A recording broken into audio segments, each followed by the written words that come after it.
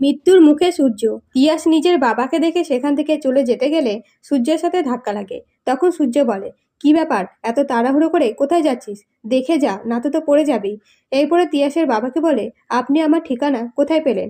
তখন সুকান্ত বলে, আমি আপনার গাড়ির নাম্বার লিখে রেখেছিলাম, সেটার মাধ্যমে আপনার ঠিকানা জোগাড় করে এসেছি। সেদিন তো আপনাকে বাংলা খাওয়াতে পারিনি, তাই আজ 4 বোতল নিয়ে এসেছি। তখন সূর্য বলে, কিন্তু এই বাড়ির ভেতরে খাওয়া যাবে না, সার্ভিস কোয়ার্টারে চলো। এই বলে সূর্য বৃষ্টি রুমে নিয়ে যায় বাংলা খেতে। এদিকে তিয়াস সোহাগকে যেয়ে বলে, তোমাদের বাড়িতে একজন লোক এসেছে, সেই লোকটাকে আমি চিনি, খুন করে নিশ্চয় কোনো উদ্দেশ্য নিয়ে এ বাড়িতে এসেছে। এমনকি বিষ্টুদার রুমে যেয়ে সূর্য স্যারের সাথে দেশি মদ খাচ্ছে আর সূর্য স্যারকে জোর করে খাওয়াচ্ছে। এই কথা শুনে সোহাগ বৃষ্টির রুমে যেয়ে সূর্যকে বাধা দেওয়ার চেষ্টা করে, কিন্তু সূর্য না শুনলে ইন্দ্রকে ডেকে নিয়ে যায় সোহাগ, এবং ইন্দ্র বৃষ্টির রুমে যেতেই সুকান্ত দেশি মদ অফার করে ইন্দ্রকে।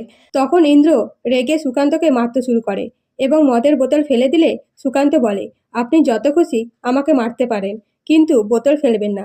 এদিকে সূর্য বলে, বাবা, ও আমার বন্ধু চুলাইকান্ত, ওকে এভাবে মেরো না, আমাকে বিপদ থেকে উদ্ধার করেছে চুলাইকান্ত। সেই সময় মৌরাক্ষী এসে সোহাগকে দোষারোপ করলে ইন্দ্র বলে, সোহাগকে দোষারোপ করছো কেন? নিজেকে জিজ্ঞেস করো, সূর্য নেশা করছে কার জন্য? তখন মৌরাক্ষী সুকান্তকে পুলিশের হাতে তুলে দিতে চায়।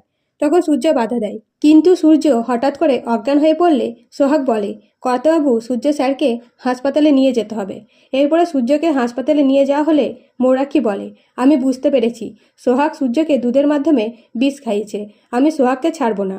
সেই সময় ডাক্তার এসে বলে, পেশেন্ট কি খুব নেশা করতো? তখন ইন্দ্র বলে, হ্যাঁ করতো, কিন্তু মাঝখানে কিছুদিন খায়নি। আজ নেশা ছাড়ানোর জন্য দুধে কবিরাজি ওষুধ মিশিয়ে খাওয়ানো হয়েছিল। এই কথা শুনে মৌরাক্ষী সোহাগকে থাপ্পড় মারে। তো বন্ধুরা, ভিডিওটা ভালো লাগলে সাবস্ক্রাইব করে পাশে থাকবেন। ধন্যবাদ।